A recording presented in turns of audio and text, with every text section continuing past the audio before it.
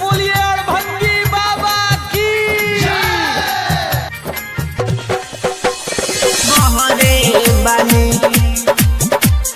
बहरे बानी डीजे रुपेश भेलो कैसे के आई बाबा धाम सैया जी अभी बहरे बानी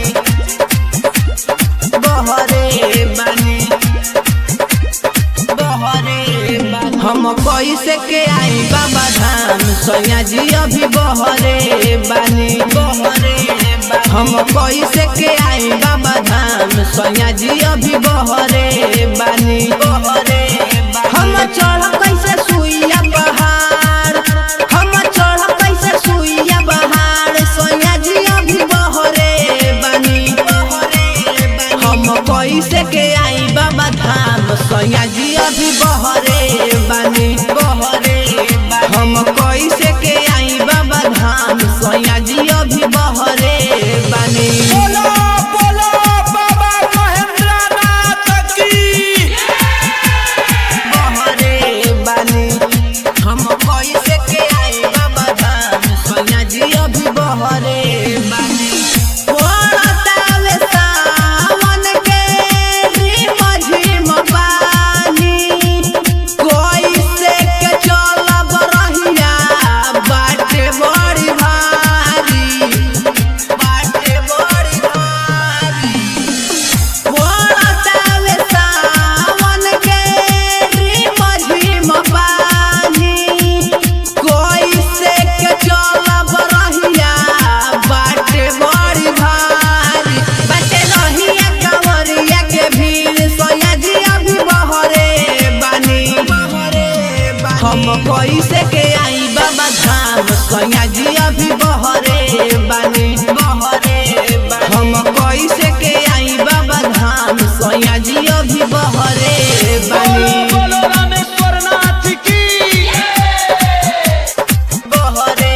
बानी हम कैसे के आई बाबा धाम सैया जी अभी बहरे बानी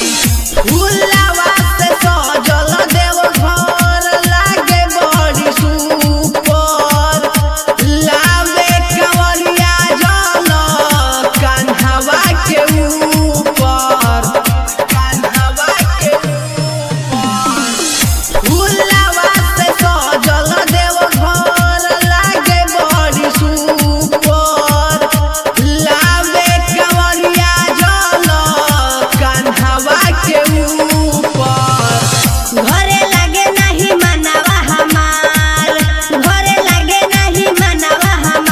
सैया जी अभी बहरे बानी हम कैसे के आई बाबा धाम सैया जी अभी बहरे बानी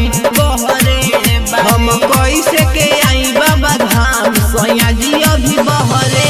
बानी बोलो बोलो रामेश्वरनाथ की बहरे बानी हम कैसे के आई बाबा धाम सैया जी अभी बहरे बानी सूरज यादव कहे कटे नाही रहिया जाके परदेश सैया भेजले ना खबरिया सूरज यादव कहे कटे नाही रहिया जाके परदेश सैया भेजले ना खबरिया जाई के कर संगे बाबा धाम सैया जी अभी बहरे बानी हम कैसे के आई बाबा धाम सैया जी अभी बहरे बानी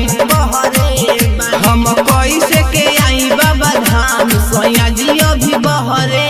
बानी महाकाल रिकॉर्डिंग स्टूडियो केसरिया।